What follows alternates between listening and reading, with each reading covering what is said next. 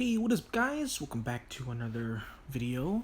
Again, we're back with Tunnels and Trolls. This one is, I believe this one is not Sword for Hire, that was the previous one. This one is the Sword, it's another Sword one. But this one is a continuation of the story after our original, after our hero, Scar Edgington, saved Igneous, Quartz's cousin, I believe it was. From perilous doom, and we activated some sort of strange machine that brought back the ruined lands and saved everyone. Now I'm a legendary hero and stuff. So Scar Edgington. Let's continue the story. Our boy Scar. So before we do that, I did upgrade some things. First is con. I upgraded his con to 30. So now we have 3 stats that are 30. Now I believe I'm going to start maximizing intelligence next.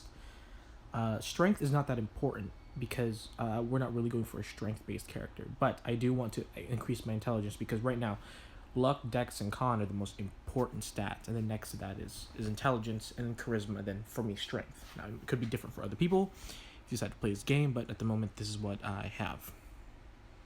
And so we have the Rocky Gauntlets. That we received. It was a gift from Quartz. Let's see. We have a magic helmet, an enchanted sword, and a felling axe. Actually, if we unequipped the felling axe and equipped the blackened sword, does that increase our dice? It does. Okay. Wow, we could have been much more powerful this entire time. I had completely forgotten about our other equipments. I did sell some, I'll be honest. But I believe so enchanted longsword and the blackened sword, which is the blackened sword we had. So now we are Kirito, dual wielding. I'm kidding. I never want Scar Edgington to be like him. He's got the edgy side though. Sorry. Let's continue on with the story. You wandered through the hills of the ruined lands for several weeks, living off the land and avoiding occasional bands of roving brigands. Your trials at the Blue Frog Tavern left their mark on you, but now more than ever, you know that you cannot go back to your old life, and so you head east, with a very specific destination in mind. Days pass until you finally wake up one morning and know that will be your last day on the road. You pack your meager belongings and start walking, eager to reach your destination. After a while, you pause for a moment on the crest of a hill. The morning fog is still thick, but you can already see a glint of sunlight across distant rooftops. You hear your heart starts beating faster. Wow. That I'm not gonna lie. This is one of the more so less. Give me a second. Let me turn my chair. This is one of the less impressive art, but still good. This is it. The place you've been trying. This is it. The place you've been trying to reach for all these weeks. The place that represents everything you wanted to see when you left Grey Barrow: opportunity, glamour, and most importantly, civilization. With a spring in your step, you start walking downhill towards the high walls of the free city of Kazar. Your adventures thus far would seem nothing but glorious to your younger, sheltered self. But you know now that they are not enough. Are you kidding me? We just saved an entire fucking place, dude. I feel like that's a legendary status right there. We literally saved an entire fucking land. The crown of your ancestors is your birthright and merit, but you will need more than battered armor and a rusty weapon to claim it. We have an enchanted longsword. And another one is like this black demon sword. We have stone gauntlets. We killed a fucking giant that stepped over mountains. I feel like we're a little, like, it's like you're toning down all of our achievements, man. Come on. To truly wear the crown of Clade, you'll need a weapon worthy of a ruler, and Kazar might just have the place to get it. Honestly, I kind of want a better weapon. Let's continue. As you approach the city, you can't help but marvel at the view. The high walls made of stone no less, towers above your head. The high domes of what you assume are prosperous temples or opulent palaces peek out over the wall. Not even your wildest dream, you could not even your wildest dreams have you seen such architectural splendor and sophistication. The sun has already risen, and the main gate is open. Two guards stand outside leaning on the shafts of their spears and look very, very bored. They make no attempt to block the stream of carts and people into the city. You join the strong and cautiously approaching. You join the throng and cautiously approaching the guards, trying to look non-threatening. Talk to the guards. Nice day, isn't it? You address the closest guards. Sure. She grunts, clearly not in the mood for conversation, and turns away. The second guard looks. The second guard looks you over. Not from here. Oh my god, I don't know. This happened. Don't worry. It'll disappear like towards the end. Not from here, are you, kid? Hey, nothing to be ashamed about. As they say, everyone here is from somewhere else. The guard, liking to you, is definitely a veteran. His face bears countless battle scars, but even more telling is his steady confidence with which he handles himself. Planning to stay a while? Nodding in agreement. Oh, I think it was a sword Smith. No, I forgot. Damn, I need to remember like the titles of these books. I always tend to forget. It's a funny place, Khazar. It will probably seem like a madhouse at first. All the courtiers and politics, endless squabbling. The food is plentiful, and there are many ways a bright lad or lass can make a living. Not to mention the game. He winks. The other guard rolls her eyes. Just stay out of trouble, kid. And don't cross paths with the Duke's guard, if you can help it. They're trouble. I need a swordsmith! I need a swordsmith. Fucking. So much for staying out of trouble, eh? Well, it is known that dwarves make the nicest weapons, and Mordo is the best smith in the armorer's quarter. But you can't afford him, most likely. If you don't mind getting your hands dirty, try Cuz. Cuz. Sup, Cuz? God damn it, I need to stop. You know what they say about kobolds, right? But Cuz is alright. I don't... Okay, sorry. I never know what to ask you, though. Bid farewell. I'm curious to see whether or not kobolds in this edition are the dogs or the lizard people, like in D&D. I'm assuming they're the dog people, because in really old editions, and I believe Pathfinder, I think they're dogs, but then they changed. But in D&D, they're like lizard dragon people. He furrows your eyebrow. He furrows his brow. Well, be on your way then. Remember, no trouble. You walk away, pondering the conversation. What was the reason behind the guard's friendliness? Did he recognize a fellow soul? Was he like you many years ago, a bright-eyed youth ready to see the big world? Or did he have a more sinister motive? I entered it. Why did you have to say that? I kind of like that guy. You walk through the gates and stop, immediately overwhelmed. Crowds of people bustle about. Merchants are shouting dirty street urchins. No, wait, I there should have been a pause there. Merchants are shouting dirty street crowds of people are bustle about. Merchants are shouting. Merchants are shouting. Pause. Dirty street urchins dart from street corner to street corner. What commas? Do commas not exist? They exist. What the fuck? They could have used commas then. What is that? A semicolon? The smell is something else. Reeling, you stumble up the street trying to get your bearings. Yeah, I would assume so. This is an old-timey city. Like medieval times, so the smell probably is really bad because people just throw their shit at the windows. A wide thoroughfare filled with cart traffic is leading towards the city center. Wow, I don't know why it took that so long to fucking read. The merchant quarter is bound to be that way. As you start walking in, you realize you are powerfully hungry. You could head to the merchant quarter and look for a weaponsmith or get something to eat first.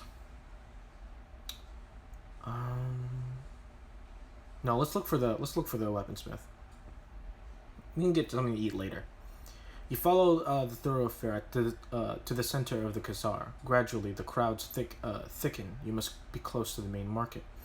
You stop by one of the small vegetable stalls and politely ask for directions to the weapon shops. The burly produce seller does not seem to want to help you for free. and you buy a small and rather tart apple. He grudgingly points you in the right direction. Ah, see, this is why I wanted to boost up my intelligence next, because this type of stuff. You stroll through the market, and apparently the armorer's quarter is a short distance away, over by Bow Street. It's such a nice morning that you decide to mingle with the crowds a bit, and perhaps buy something more substantial for breakfast than an apple you just had. You're browsing the market stalls when a big, ugly fellow in ragged clothing suddenly stumbles into you. It could just be an accident, but maybe. Oh, I can't do this. Yeah, I don't. It's not high enough. My stuff isn't high enough. The stranger apologizes for being so clumsy. You motherfucker, did you take my shit? Did you take my shit? Did you take my shit? I'm going to fucking murder you if you took my stuff.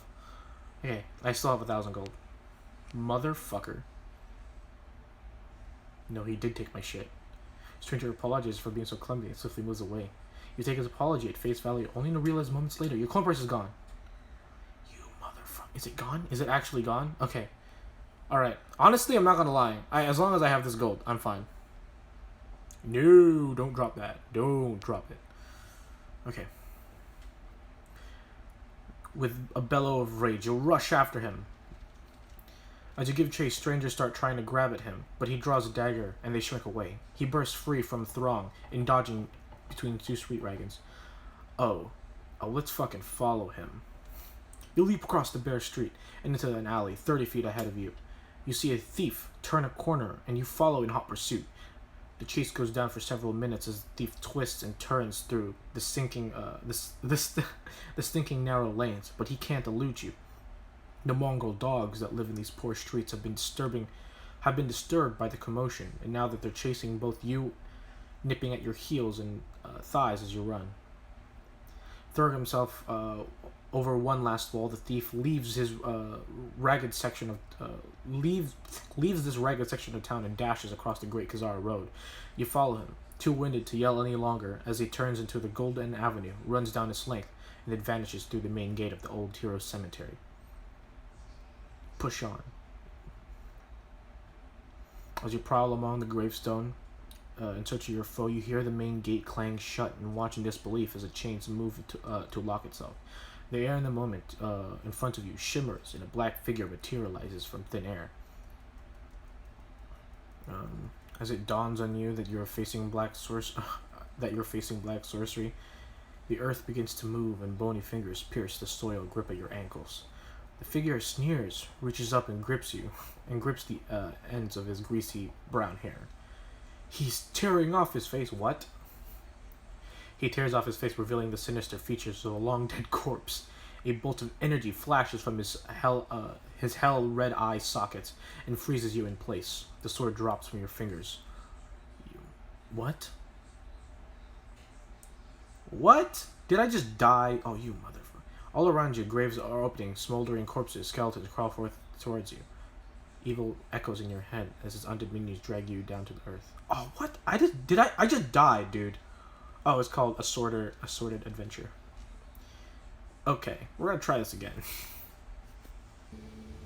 Okay, guys, we're back. I went and replayed until I got back to this part. Before we do anything, I do wanna inventory, and I do wanna get rid of this felling axe and equipped the blackened sword. Okay, cool. I went ahead and replayed back until I got to this point, and then instead of push on, I'm gonna turn back this time, back from the brink, so we can continue on with the adventure, and not get fucked over. But don't worry, the first part will still all be there, hopefully. If the editing doesn't mess up like it does for my other fucking series, because I've been playing Vampire's Fall, but the problem is that the fucking editing fucked up, and then I lost all of it. You come back to a skidding halt. Tombs and cemeteries have always been the stronghold of necromancers. Yeah, fuck yeah, it has. It's probably just a coincidence that a thief fled to one. But why tempt fate? It's only gold that you'll lose if you give up now. You turn and whistling a doleful dirge, stroll back into the city center. Ah, god damn it. Alright, we didn't actually lose any money from that, which is great. Okay, which is great. All right. At last, the stall is closed for the day. Your mood gets worse and worse. Finally, you decide that the only cure that you for your funk is a good stiff drink. You walk into the nearest tavern, take a seat, and stare out of the sooty window, nursing your drink. As you wallow in self pity, you hear two people talking next to you. No need for that. Just bar the door so you can't get out. Keep listening. You carefully steal a glance at the people talking. One of them is a human woman in a fancy dress. She wouldn't look out of place at a custom ball, but her beauty is offset by the cold and cruel look in her eyes. The other is an elf in plain clothes with a haughty demeanor. It's a shame we can't take all that stuff, he muses. No way, she responds, standing up. Anyone in this city would recognize his blades. We get paid enough already. Don't be greedy. All right, she says. I have to take care of some stuff first. Meet you at the corner of Bear and Market in 2 hours. Don't forget the tinderbox again. She strolls briskly out the tavern. Wait and follow the man. Let's do this, boy. Let's do this. You take your time in finishing your drink, all the while carefully watching the elf. Eventually, he drops a few coins on the table and leaves the tavern. You follow suit, making sure you keep a low profile. The elf is clearly in a rush. He walks quickly without paying so much of attention to his surroundings. Telling him should be easy, even in an unfamiliar city like you. Okay. Stealthy as a bat, you tail the elf to the corner of the Bear and Market streets. He stops there, looks around. A moment later, the woman in fancy dress steps out of the shadow and joins him. They hurry down the street, both silent. But before the couple arrives at the armorer's quarters, you begin to get the idea of what their ultimate destination. When they come up to stop at one of the stall's corners of the quarter, your suspicions are confirmed. They intend to burn down Mordo's shop. It all becomes clear to you. The maker of highly desirable objects, the rich and spoiled clientele, the constant jostling of prestige. Would one of these noble murder an artisan and destroy priceless works of art just to deny a toy to a competitor?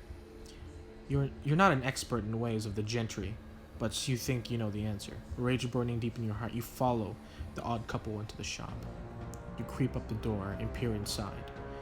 The woman motions her companion to the stairs. Go bar the door in his room. She whispers, I'll start. Oh my god, dude. Jesus. You wait until he goes up the stairs and kick the door open and lunge at the woman, weapon in hand. I'm so glad I don't think there's anything you can really do against me. Oh my god, such high rolls. Bam! You're fucking dead. The woman proves to be a fierce and competent fighter. Yeah, you know what? That fight would have been a lot less one-sided if I hadn't equipped my black blade. But eventually, you strike her down. Rushing up the stairs, you meet the elf, who has just finished barring the door with a thick wooden beam.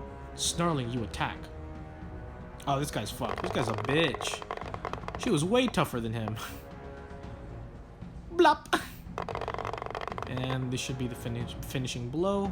Blop! Oh, shit, one more? Alright. This should be enough, though. Blop! There we go. I kill him. Oh my god, look! It's the mayor! The elven rogue! It's the mayor of the town in the second one we were in. The one where we had to go... It was Buffalo Castle. It's him! I knew it. He was evil from the start, I could tell. The elf falls to a killing blow just as someone starts hammering the door on the other side. You quickly remove the beam, and Mordo bursts out, brandishing a poker. It takes you a while to persuade the enraged dwarf that you're not an intruder when he sees the two corpses in a pile of kindling doused with oil. His bearded face pales. No friends in high places. I mean, yeah, I'm really... Okay. Why would someone do that? He stammers. You explain your theory. Mordo looks completely devastated. It is clear to you that the renowned weaponsmith is a stranger to violence,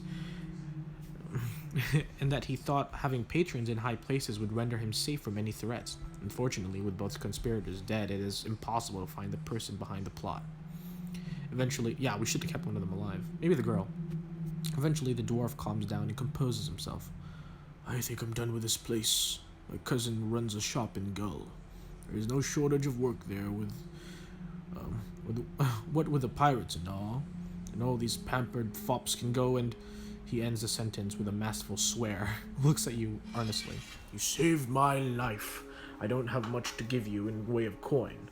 All these material costs a fortune, but I think I know what you need. He goes back to oh shit, yeah boy, give me that blade boy. He goes in the back of the shop and stepping over the woman's corpse. After a while he comes back carrying a long object wrapped in cloth. This is it, he says reverently, untying the knots that held the cloth together, revealing a long blade. The sword is plainly, one may even say poorly decorated. There is no silver wire on the hilt, no jewels in the pommel, no fancy ornaments on the guard. But the blade itself is honed to perfection, and if you look closely, you can see wispy threads running across its surface. Along its surface. When you put your ear in the steel, you swear you can hear a faint humming. This is my best work. It was made for a friend many years ago, he continues. She never came back to claim it. I heard she fell in battle in distant lands, leading a mercenary band against a tyrant. Who really knows? I have no use for it, save as a memory for a dear friend.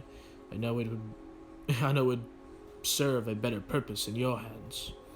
Winter breath, I call it. Please, accept it as a small token of my gratitude. Yeah, boy! Wait, do we have it now? Hold on. Winter's breath. Please tell me we have it. Oh! 10 dice! Whoa! Get out of here, Blackened Blade. Give me that Winter's breath. Hell yeah. How much my attack now? My attack is 16 dice! Oh. And, okay, that was it. Cool. Hours later, you sit in a tavern, mulling over your experiences in Khazar. Is this what a city life is? Intrigued and pretense, the constant fear of betrayal, petty squabbling over trinkets, and yet there is something new every day. More people to meet, stories to tell, and it might be worth sticking around for a while. In the morning, you'll start looking for longer-term accommodations. You're in 5,000 adventure points. Sweet! I got a badass sword. We're level 6 now. We go Drex them clouts. I don't know what the fuck's wrong with me. Hope you guys liked the video. Man, that abrupt death was definitely surprised me. It definitely got me. Caught me off guard there for a second. I'm not gonna lie. But yeah. I do hope you guys liked it. If you liked it, like, subscribe. Cool. And I'll see you guys later.